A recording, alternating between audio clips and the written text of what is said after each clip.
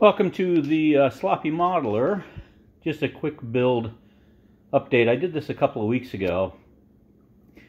And of course, this is the Revell monogram, or just rather Revell 1/600 scale original series Enterprise.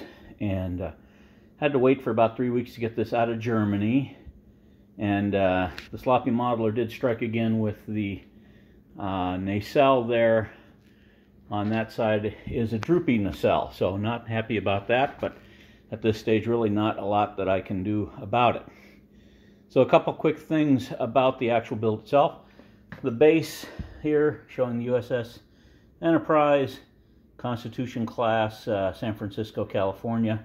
A couple of switches, and the base is just a real simple it's actually a dinner tray that's been flipped upside down and had all the electronics put underneath it. The base that usually originally came with the kit is what I use to extend it up into the air, and that's painted with super brass for the gold portion there, and then the black is a color changing paint that gives kind of a gold, kind of a black look when it gets to it. Of course, you've got the registry, the USS Enterprise 1701, and the decals and so forth that go with that.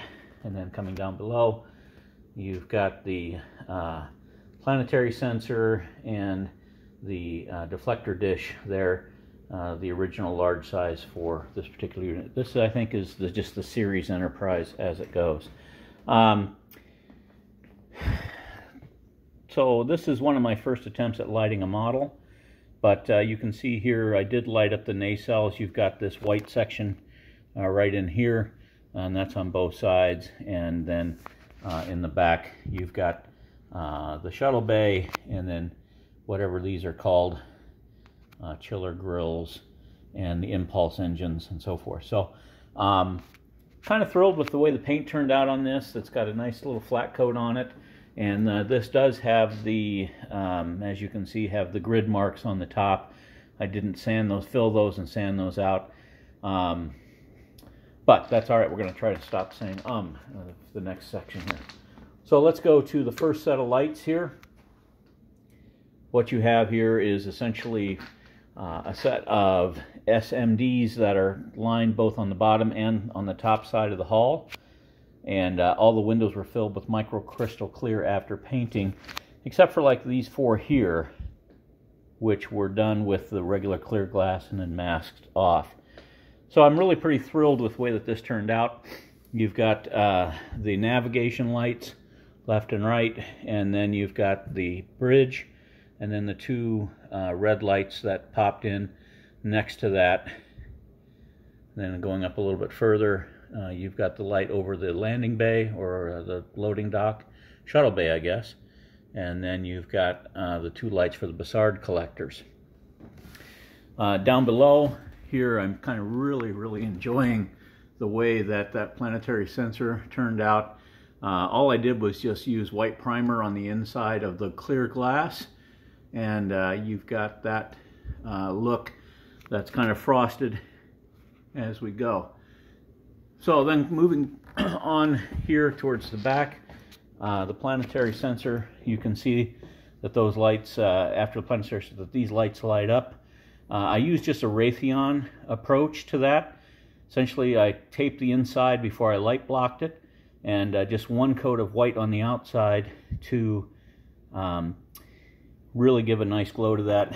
And same principle here for the back of the exhaust. In those white pieces there, kind of gives you an idea of what you're looking at as far as the glow as those come in. And then we've got the landing bay lights up from that side.